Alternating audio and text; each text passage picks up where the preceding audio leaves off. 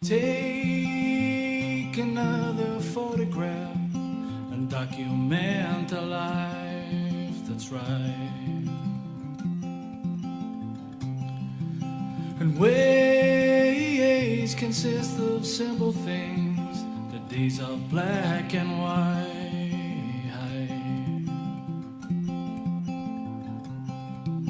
And faces from a humble past. Hello, ladies and gentlemen. Welcome back to Talkin Guff with me, your host, Ruben Django Pouch. First things first, Biden. Who has seen the latest gaffes by Joe Biden? Like, I know people are like, oh, I feel sorry for that lad now. I don't feel sorry for him. He's a piece of shit. He's sniffing kids' hair like a fucking weirdo pedophile and intervening in places he shouldn't intervene and dropping bombs in places he shouldn't drop bombs. So I don't give a fuck about him. But two things came up during the week. One was... America is a nation that can be defined in a single word. I was going to excuse me. That happened. He does that. He looks like a tall fruitcake. We'll put it here. Bop. I was going to excuse me. And the other thing is... Majority writes, and I quote, women, it's a quote now from the majority, women are not without electoral or political power. It is noteworthy that the percentage of women who register to vote and cast a ballot is consistently higher than the percentage of the men who do so. End of quote. Repeat the line. Women are not without electoral and or political, or maybe precise, not and or. He just read the whole thing.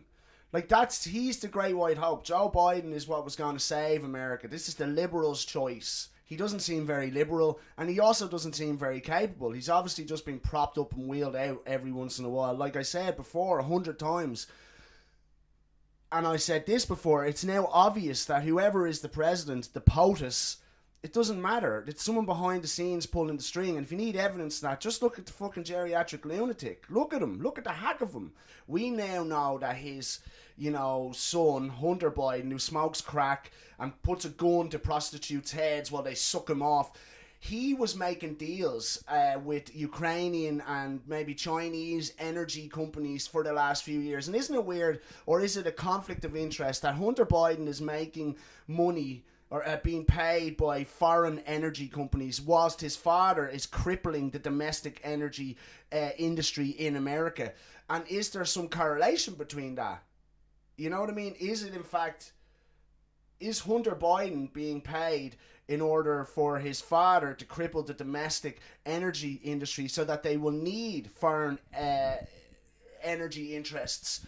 So it's a bit dodgy, isn't it? It's a bit murky. And can you trust those motherfuckers, those Bidens? I doubt it. And, like, surely looking back now at Trump, you'd be like, well, Biden's way worse. He hasn't got he doesn't even know what day of the week it is, where he is. He's shaking hands with thin air. Excuse me. So I thought that was a weird one and mental. It's just like, that's the guy. That's the representation of the greatest country in the world. That guy. I said before that, and I think I was speaking about the same guy, where when I don't watch UFC in real time, but then when the fights happen, I would go on YouTube and have a look at the fights and the post-fight interviews and that sort of stuff. And recently, I don't know what number it was, 276 or something, Israel Adesanya fought Gerard Cannonier. And I don't like Israel Adesanya. I used to, but I just think he's a little twerp and his fights are boring. You know, he's too whatever. I don't know what he's doing, but it's not like he's not running in and biting the head off anyone, that's for sure. And he's got a big mouth and a big ego. Although, having said that, he made a really interesting point at a press conference where he was just like, oh, Ghislaine Maxwell went to jail. Where's the list? Where's the list of fucking influential pedophiles that her and Jeffrey Epstein were providing these kids for? But so, in fairness to Israel Adesanya, he makes that point. But in general, I don't really like him. I've gone off him. But what I will say is that this guy, Alexander Volkanovski, fought Max Holloway. And I've spoken about Alexander Volkanovski before. He's a fucking machine of a lad. Like, indestructible. Just makes anyone who goes up against him look like a fool. And I understand that Max Holloway is as hard as fucking nails, and Volkanovski just took him apart. Your man Volkanovski is a fucking tank of a lad, and he's got that sort of fucking Greek fucking Australian thing going on, you know, where it's almost New Zealand, brother, like fucking And he said a really, or maybe I took it up the wrong way, but I thought it was a subtle dig at what's going on over in Australia. In his Octagon interview, post-fight Octagon interview, he's like, "Hey, Nate, I want to say something. Everyone back home, everyone, I don't care if you love me or hate me, stand up for yourself. People be trying to bring me down. I stood up and look at me now. No one can bring me down anymore. Stand up for yourself." The general gist of that I understood was he was sort of going, don't be pushed around any longer, because obviously what's been going on over in Australia in the last 2 years is fucking really extreme. The way in which the government or the way in which the establishment has been dealing with the COVID situation seems to be really heavy-handed and a gross sort of infringement of human rights. Now they really seem to be going for it, but that's the Aussies. You ever used to watch that Border Patrol thing? They're fucking lunatics. They're not meant to be there. Their brains are getting cooked inside their heads because they're not meant to be there. They're not indigenous to that environment and that climate and all. They're just like...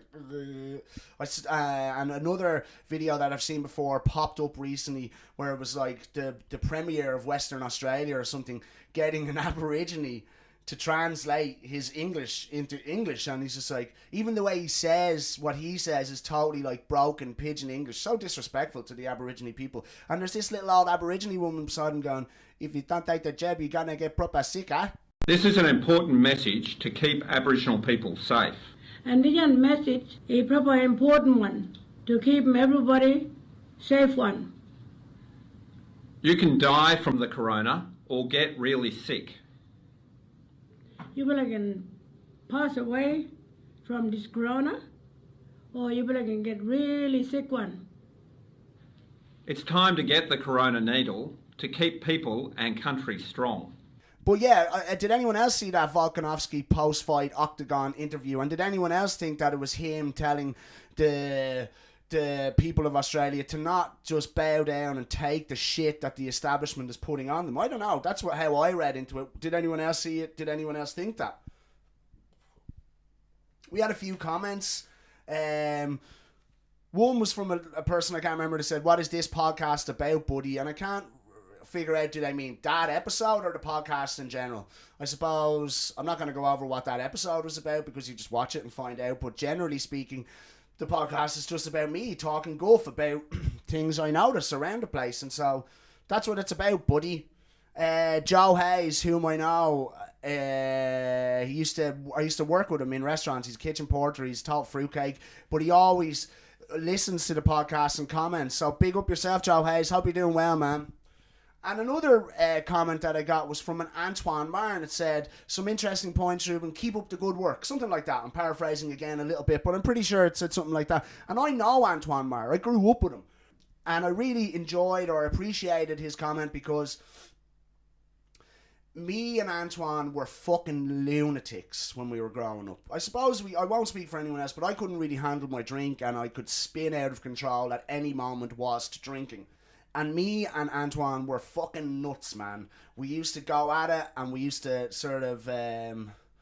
we used to go at it against other people, and we used to go at it against ourselves. Like, we used to drink in the shed, get blind drunk, and shoot each other with pellet guns and fucking slingshots and stuff like that. We were wild.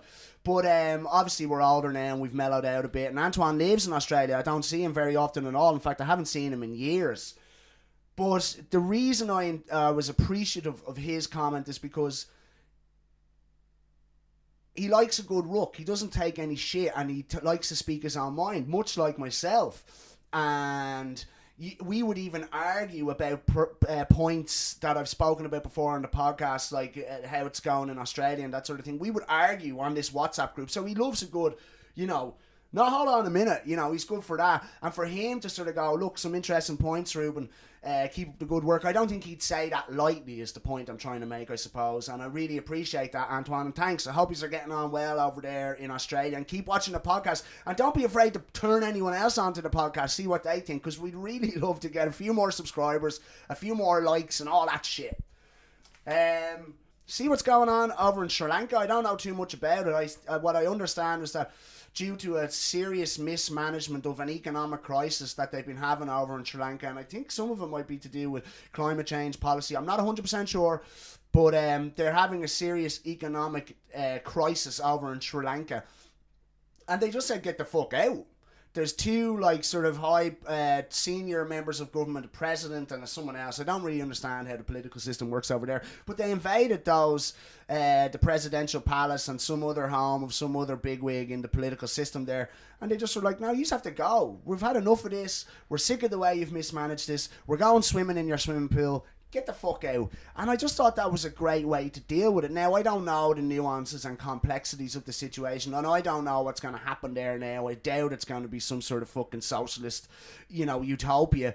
But it looks like they're taking matters into their own hands and sort of going, no, we've had enough of this. You can go and fucking go and shy for yourselves. And I'd love to see more exploited working class peoples doing that in other establishments around the world. That'd be great, wouldn't it? So big up to the people of Sri Lanka. I hope you're doing all right. Someone I know who watches the podcast, I haven't heard too much feedback from them lately, so maybe they're not watching it, but they're always telling me to check out a guy called Lex Friedman. And now I'd only seen Lex Friedman interviewing someone a couple of times when this person first said to me to check him out, and I was like, going, really? He seems like a bit of a dullard. And the person who had told me to check him out was like, no, honestly, that guy is like a highly educated, half Ukrainian, half Russian, raised in the US, highly educated dude and really interesting guy, and you should check him out. And he was on Joe Rogan recently, and I did check out that podcast, and actually he is really cool. He's got a sort of boyish charm to him and naivety that you wouldn't expect from a really highly educated person, and he's not over, what's the word I'm looking for? Like he's a good conversationalist, and he will allow other people's opinions. He doesn't shout people down. He doesn't try to jam his own opinion down their throat like maybe I would. I don't know. But he's cool. He is cool. And he was on Joe Rogan, and they were talking about many things, and it was both funny and interesting. Very cool podcast, in fact. But he said something about the situation, because he makes the point, he's friends with Oliver Stone, and Oliver Stone would say that, well, the American war machine is the biggest perpetrator of war crimes on the planet, and everything else is sort of pale by comparison, and we shouldn't be pointing the finger at other dictators or war criminals when the American government is so guilty, I suppose. And Lex Friedman's expressing that perspective of Oliver Stone's, whilst also saying himself that he would like to put on the table that he thinks what happened in the Ukraine is a war crime, and by default Putin is a war criminal. And he does concede that there is more to it than Putin bad, NATO good, and which I've been saying the whole time.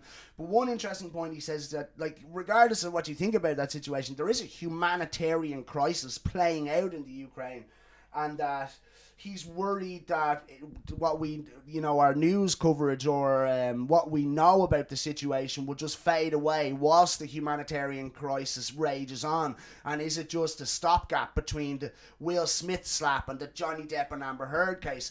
And he makes this point, like, he's like, what's wrong with us? Are we broken in that respect, that we just only care about things as it's being communicated to us through mainstream media, and we only sort of take up their narrative? And it's a really interesting point, because it does seem, and it's to do with sort of maybe technology and the pacification of the human race through mobile phones, etc. It's just like, this is the thing that's being put through my mobile phone, I'm concerned about it. Oh look, it seems that Amber Heard shit in the bed. What was that thing? Who cares? It's still happening.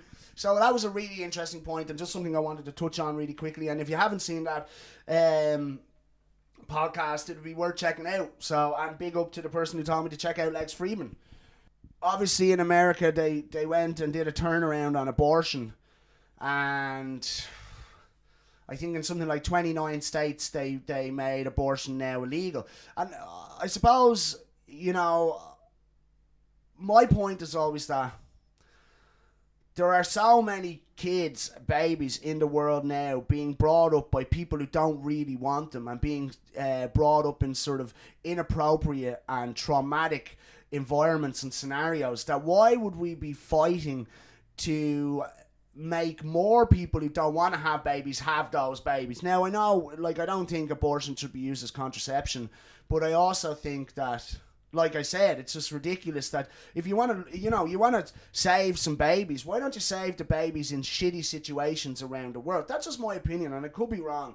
And I suppose realistically, it's not my call. But in America, and I don't know the complexities of Wade versus Roe, but they have made now abortion illegal in 29 states, as far as I'm aware. And I did see, like, some sort of woke lefties bawling their eyes out on snippets of interviews, etc., where they were like, "This is awful," and it is, like, you know, it's. But the point I'm just trying to make really quickly is, like, a year and a half ago, when people didn't want to take a vaccine, my body, my choice went out the fucking window. And the same left-leaning liberals who are bawling their eyes out over the abortion situation, they would have told the likes of me that I had to put a vaccine inside me that I didn't want to. The idea of my body, my choice went out the fucking window. And I think it's a bit of a double standard to be at one point sort of eschewing the idea of body autonomy because this is for the greater good, and now all of a sudden it's the fucking worst crime against humanity that's happened in the last 18 months or something. And again, I'm not disagreeing or agreeing with anyone's opinion. I just think it's important to look at both those issues in the same light and see how they correlate and how we could potentially do stuff, or, you know, how we could potentially treat that situation universally. The other thing is that a woman who went down the carpool lane in America at 34 weeks pregnant was able to get out of getting a ticket because she said, under the new legislation, this is a human, and so I am carpooling with my unborn baby. And so that's pretty clever, I suppose, and she got away with it as far as I understand. Because we're talking about, like, my body, my choice, and I do believe that it's not really up to me what a woman does with regards to having a baby that she potentially doesn't want. And I don't think we should villainize people who don't want to have babies, because it's really fucking hard work, and at the end of the day, there's a little child, a human life swinging in the balance, and if you force someone to sort of go through with that situation when they don't want to, it's probably going to be detrimental for that little child swinging in the balance. That's just my opinion. I saw a few clips of a documentary called What is a Woman? And it's flabbergasting, really, to watch, because it's a documentary by a guy, Matt Walsh, and he's going around. Even if you watch the trailer, it's fucking outrageous, because, like, there's a bit where he's talking to a professor whom I'm assuming is homosexual, and more power to him, but he says to this professor, this educator, this person responsible for educating young minds, he says, "What is a woman?" to this guy. And the guy says, "Well, it's anyone who identifies as a woman." And Matt Walsh says, "Yeah, but what is that? What are they identifying as?" And he's like, "They're identifying as a woman." He's like, "Yeah, but what is a woman?" And it just goes round and around, where the professor keeps going, it's someone who identifies as a woman. He's like, "Yeah, but what is that? What are they identifying as?" And it's a really simple question, and it's quite alarming when a university professor can't actually answer that question. There are multiple instances of that, even in the trailer, and I haven't seen the whole documentary, and I would like to see the whole documentary, but I will say this, in the interest of full disclosure, is that your man Matt Walsh is a total right-wing conservative dickhead.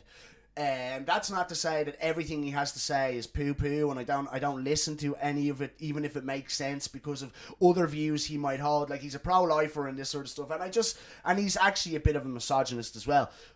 So I'm not saying now that I'm a big Matt Walsh fan and whatnot, but I will say that he makes some interesting points, and there are some pretty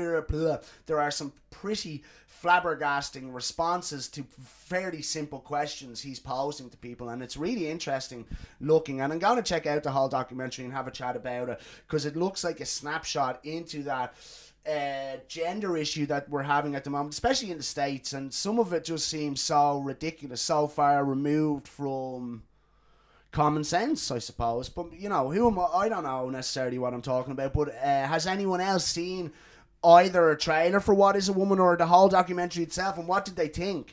Like I said, I'm not championing Matt Walsh necessarily, because I don't agree with a lot of what he says, but some of what he says is on the fucking money, in fairness to him. And it's important, isn't it? We say it all the time, to have those conversations and listen to the people whom you don't align with 100%, because there could be parts to their wisdom that are that you relate to, and having a conversation about these issues is the only way to achieve healthy discourse / resolution. So yeah, check it out. Let me know what you think. Matt Walsh is like a Daily Wire head, and he says, and also part of his, or one of his mates is Jordan Peterson, basically, is the point I'm trying to make. Now, we talk about Jordan Peterson the odd bit on this podcast, and there are parts of what Jordan Peterson says that I really have a lot of time for and a lot of respect for. However, having said that, initially I saw, because Jordan Peterson's got himself into hot water recently, and initially I saw an interview he was doing with his own daughter, Michaela Peterson, on her podcast, and he was talking about a Sports Illustrated model, front page model. And so basically there was a Sports Illustrated cover model who was overweight. And he was going mad about this, and he was saying that it was a ploy by Sports Illustrated to tap into this wokeism and capitalise, basically. And he could be right about that point. Because he's saying it's Sports Illustrated. It's not... It's meant to be athletic people. That's the whole premise of the publication, is that this is sports. These people are athletes. These women have athletic bodies. And whether you agree with that or not, whether or not we should be objectifying women through bikini-clad, or objectifying bikini-clad women on the front page of any magazine, I'm not getting into that right now. But his point is that Sports Illustrated are tapping into this wokeism, and they're going to present the idea that all bodies are beautiful and this woman is beautiful regardless of the fact that she might be overweight. And he was a bit heavy-handed about it, actually, to say the least. I disagreed with him entirely, because I tell you this much: the woman to whom he was referring, I thought she was beautiful, and I thought she was sexy. I thought she looked great on the cover of Sports Illustrated, and I'm not down with the idea that overweight means ugly. Obviously, we could argue that if you're overweight, you're being a bit unhealthy. And look, I'm coming from a place where I'm losing a bit of weight now again. I'm starting to feel better about that situation. But I was overweight for years. And when I was younger, in my adolescence, I was really overweight. And it was really hard. And I was really sad a lot of the time. And so that's where I'm coming from. That's my own personal experience. So I'm not willing to just simply criticize people for being overweight. If anything, I want to empathize and sympathize with them. But at the same time, that woman was beautiful. She looked really good, I thought, on the cover of Sports Illustrated. And this idea that, you can only be beautiful by being athletic is nonsense to me. And I definitely don't want to go, or it's nonsense to me. But at the same time, I can understand how potentially being overweight is unhealthy, and that it's important. Like, I know now that I'm a little bit healthier, and I'm not really healthy, but I can use my body in ways that I couldn't really in certain points throughout my life, and I understand the importance of that now because I've been through it. Okay, but like I said, I had to totally disagree with the tact in which Jordan Peterson was taking. I thought it was just mean, actually. He was mean and vehement, and I didn't like it. And I thought he was off the mark, and it made me lose a little bit of respect for him, because he wasn't being rational. He wasn't being articulate or clever. He was just being mean, in my opinion. Now, he received a lot of backlash for this via Twitter, and he decided to double down, and fuck me, did he double down. I don't know how it spiraled into this, but it eventually became a thing about Elliot Page, and how pride is a sin. And again, he's just sometimes too clever for his own good, but he seems to be angry now, which is not a good thing for him, I don't think. He's not being cool, calm, collected, intellectual. And he said something along the lines of, do you remember when pride is a sin, and when Ellen Page's criminal doctor removed her breasts? I think that's where this Sports Illustrated thing got to. And obviously what he's saying, or in his own, or how he's justifying that, or the angle he's taking, is that pride is a sin. Like, biblically speaking, pride is one of the sins, and that no one should take pride in their sexuality. And I would disagree entirely with that. I think people, like, for instance, for a start, I don't give a fuck what the Bible says, or what the Catholic or what any church says. I think they're totally defunct fucking corrupted bodies that are there to generate wealth and power and fuck little kids and all. They're disgusting, despicable human beings. The organised religion heads can go and shite. And so, but I mean, so it's very, he's chosen his words very carefully there, but he's just being a bit of a dick again. I'm just like, what are you doubling down in that way for? You're better than that, in my opinion. Maybe this is it. This is the real fall from grace for Jordan Peterson. This is the beginning of the end for Jordan Peterson. And that's not to take away from a lot of the stuff he has said in the past that I totally related to and I thought was really interesting. But I do think that it looks like he's spiraling out of control. Has anyone else seen that? Did anyone else have a take on that situation? And obviously then he has been, I think he's been suspended from Twitter and for his comments that went against community guidelines, and also for using a dead name, which I never heard that before. A dead name, because Ellen Page is no longer Ellen Page. He is now Elliot Page. She transitioned into a man, and more power to Elliot Page. And for anyone who doesn't know, Elliot Page is an actor. Was in Juno and Inception and other movies. Very good actor. And this is where he is at now. And obviously they have had, it's going back and forth, and he has been suspended by Twitter. And like I said, I'm sorry, I'm going totally off point there. But that was interesting. I'd never heard that expression, dead name, because Ellen Page is no longer Elliot's name. It's all very confusing for me. Like, I was born in the 80s. I came up in the 90s. I've said it before, we've had a whole podcast about it. I'm an analog player in a digital world. And when I first heard the term non-binary, I thought it was someone who, like, eschewed technology, didn't have a mobile phone and stuff. They were non-binary. Will we give such and such a ring? Nah, no ones and zeros here, mate. They're non-binary. But that's not it at all. So like I said, this dead name stuff, I'm only learning all this stuff for, now at 38 years of age. And I find it really difficult and really confusing. And I'm not a person, I like to think that I'm altruistic, or that people, as long as they're not doing what they're doing to the detriment of other people, can do whatever the fuck they want, can be whatever the fuck they want. But at the same time, I'm worried, I'm scared that there's no quarter given to someone who's trying to relearn these things. You know what I mean? Like, when I won't say that, in fact. And obviously then Twitter is like a place where these conversations just go fucking totally out of control, and people get censored or banned or suspended or whatever. It's a fucking crazy world we live in. Speaking of Twitter, I've seen a thing like where people were saying they did this and it was tricky. And actually Lex Friedman and Joe Rogan were talking about it. They tricked a lot of people who worked in Twitter into thinking they were going on dates, and then recorded them without their knowledge about talking about Twitter and how it was like this weird woke paradise where if you just want to take a day off, mental health day, you take it. No one gives a fuck. You could take a whole month off. No one cares. You need a mental health month? You go right ahead and take it. It seems like a totally woke paradise, I suppose. But at the same time, it sort of calls into question other aspects of Twitter. And Ben Shapiro, actually, and again, I don't agree with everything Ben Shapiro has to say. I'm very against his stance on Israel and Palestine and that sort of stuff, and I'm against other stances he has, but I also respect other parts of what he has to say because they're interesting and they're well thought out and they're well articulated, and it's part of how we figure shit out. But he was saying there that Twitter actually makes no money.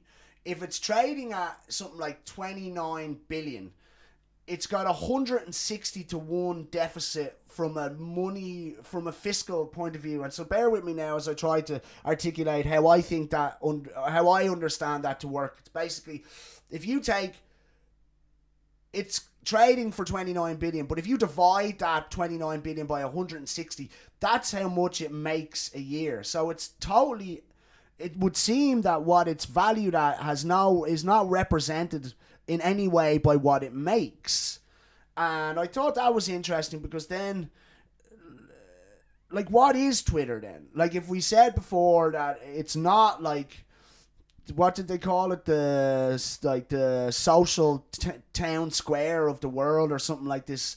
And it's not that, and we know that, but then again, it's not even a fucking really high-functioning, money-making machine. So it's a weird one. And then we now see that like, what's the story with the Twitter takeover by Elon Musk? It looks like it's almost dead in the water. Or is it actually a ploy for Elon Musk to now get them over a barrel and get it for less money? We know that he offered, I think, 44 billion, which is about 40% above its market value.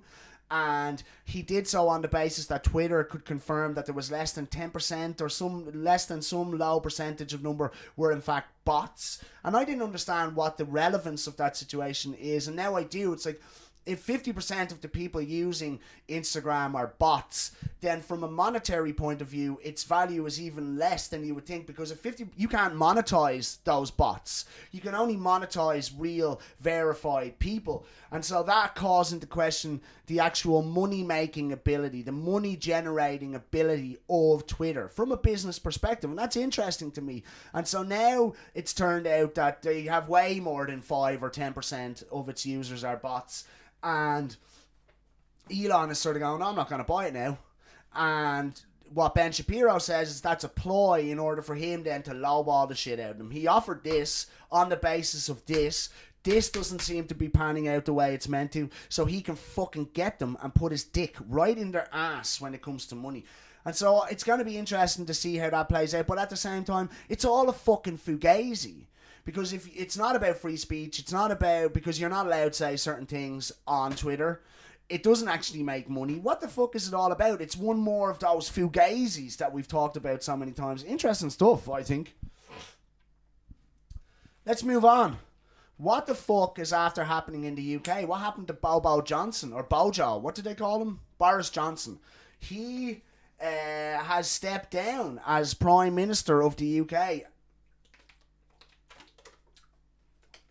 And obviously a lot of his cabinet members resigned, and it left him in a situation where he then had to resign.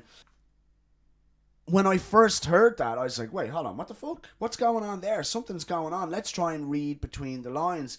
And I just read a bit about the situation. I'm like, who is Boris Johnson? And Boris Johnson is an Etonian pig fucker.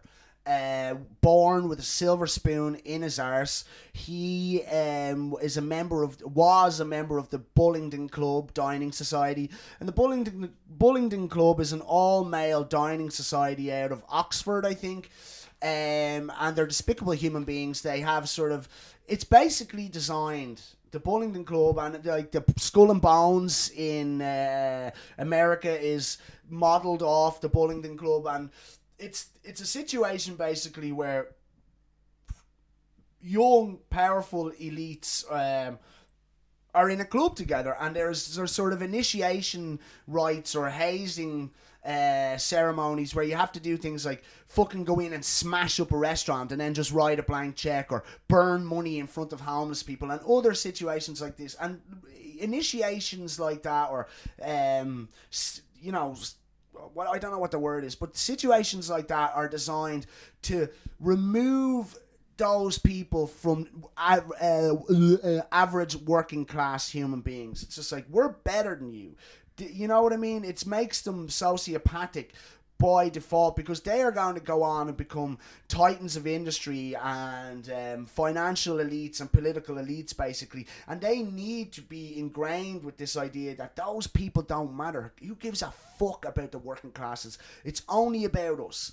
So that's who Boris Johnson is. That's what he's about. There's a really famous photograph, and in fact the rights to said photograph have been removed by the person who took the photo because there was so much controversy over when it first came out, and now all you can see is an actual painting of said photo, and it's like 10 members of the Bullingdon Club, all of which, except one, they don't know who it is, but all of which have gone on to become heads of state, heads of like media moguls, banking moguls, this sort of stuff. That's what happens. Those motherfuckers go on to run the world, basically. Boris Johnson, then he went on, he was a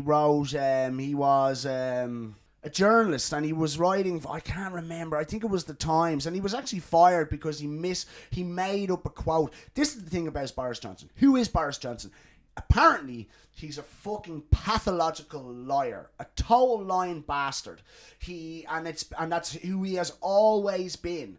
like I said, he made up a quote that his fucking great-great-grandfather made about some sort of sex in the royal family. I don't know what it was, but he was caught straight away for his erroneous bullshit and fired. And then he went on to become an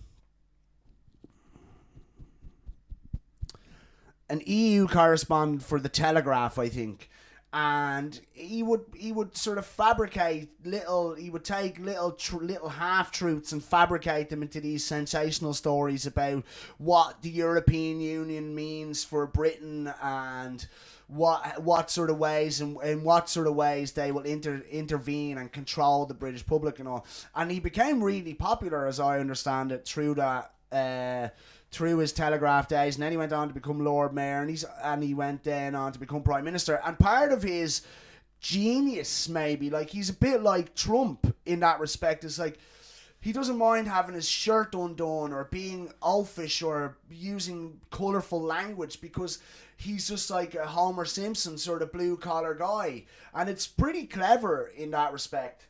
And like, I think he's much sharper than he comes across. But then, like, one of his, obviously they had the fucking Partygate, where he was having private drunken parties in Number 10 with the rest of the government while everyone else was in severe lockdown. He was the first ever British Prime Minister to be fined by the police for his indiscrepancies with regards to the lockdown mandates. I mean, that in and of itself is bizarre, that the Prime Minister was fined for breaking his own laws. And so that definitely turned the opinion, I think, of the British public. And then he also, like, there was a friend of his, who was a total sexual predator in the workplace, and there had been many allegations of sexual misconduct by this guy, and I can't remember his name.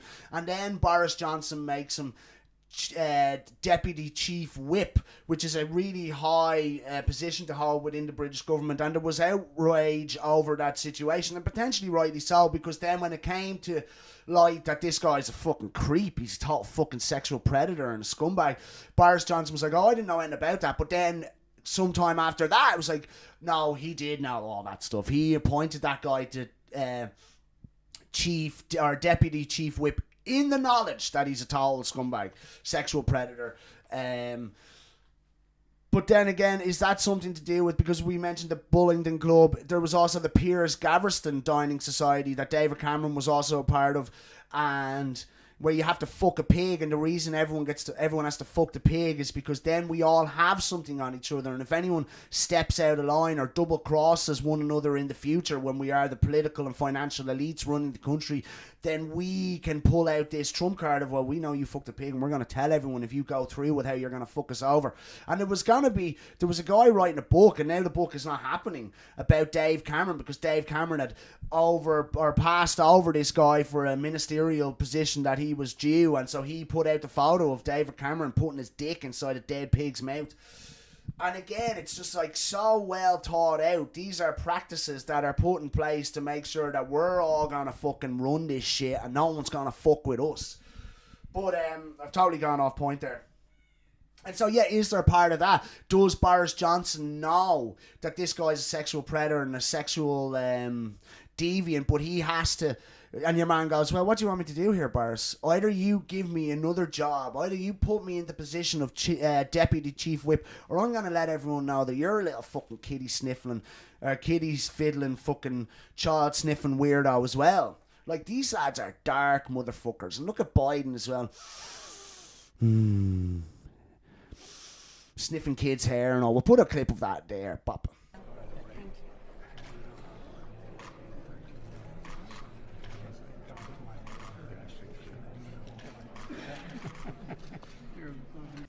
So, again, is that tied in? Is that why Boris Johnson keeps making these decisions and lying to his own cabinet and the public? And so, is that why his cabinet deserted him? That's definitely the narrative. It's definitely like, oh, we can't abide this, you mistreating the situation, abusing your power in government, and the British people deserve more. This is the sort of narrative, and I saw a thing where it was just like, and I can't remember, what's your man's name who is now going to potentially be leader of the Conservative Party and Prime Minister by default? I can't remember his name, but he was one of two top, like maybe he was Chancellor for the Exchequer. I can't remember. But I saw someone say let's just say, he's just like, the situation with Boris Johnson is like finding out that, being in Broadmoor and Jimmy Savile can't come today because he's got a cold, and then you hear the didgeridoo coming around the corner. So you're fucked either way, basically, was what the guy was saying. But I would call bullshit on that, because where I'm coming from, they don't give a fuck. The Tory party especially, are fucking sociopaths. And this idea that the British people deserve more and that we can no longer abide Boris Johnson's tomfoolery and his lying and his abuse of power is total bullshit. They're only trying to save themselves. They've recognised that the British people are going to turn on Boris Johnson, and they want to basically jump before they are pushed.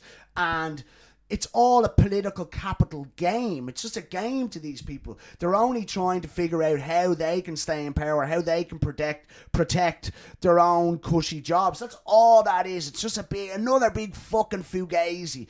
Oh yes, the British people deserve more. Well, actually what they're saying is, we don't want to give this shit up. We are addicted to power. It defines us. We're total sociopaths. We're better than the working classes. And so this is how we're going to save our own skins. That's what's going on over there. And it's a pity, like what happened in Sri Lanka. They couldn't employ a bit of that fucking get up and go over in the UK. And to a lesser extent here. I mean, we have a sort of more fumbled, soggy biscuit version of the government in the UK, if you ask my opinion. But if we're not careful, it could go further and further down that road of like, well, fuck these working class idiots. We don't give a shit about these people. And again, the only divide is have and have not. I keep saying it. It doesn't matter if you're black, white, gay, straight, whatever, immigrant, indigenous. The only enemy you have is the person who has everything and is trying to control the little that you have and keep you under the cosh. That's it. So what will happen over there? Will this situation enact real change? Will it fuck? Like I've said, it's not about change. It's not about giving the electorate what they deserve. It's about saving their own skins. It's about garnering or generating political capital. That's all that's going on here. Or it's not even happening here. It's happening over in the UK. So, will there be change? No, like I've just said. And how do we enact real change? And, we only enact real change if we, the people, the electorate, who have the power. Like, that's what the system is meant to be. This is a democracy. We, the people, are meant to have the power. And then to enact real change, we, the people, have to take control of the situation and not allow ourselves to be controlled by centralised power and wealth. That's it. That's the only way out of this situation. And if we don't sort it out now, we're going down a path that is bad news for our kids and their kids, if we even get that far. Listen, thanks very much for listening. I hope you're having a good time. I hope you are looking after yourselves, and I'll talk to you real soon. Mwah! And document a life that's right. And ways consist of simple things, the days of black and white.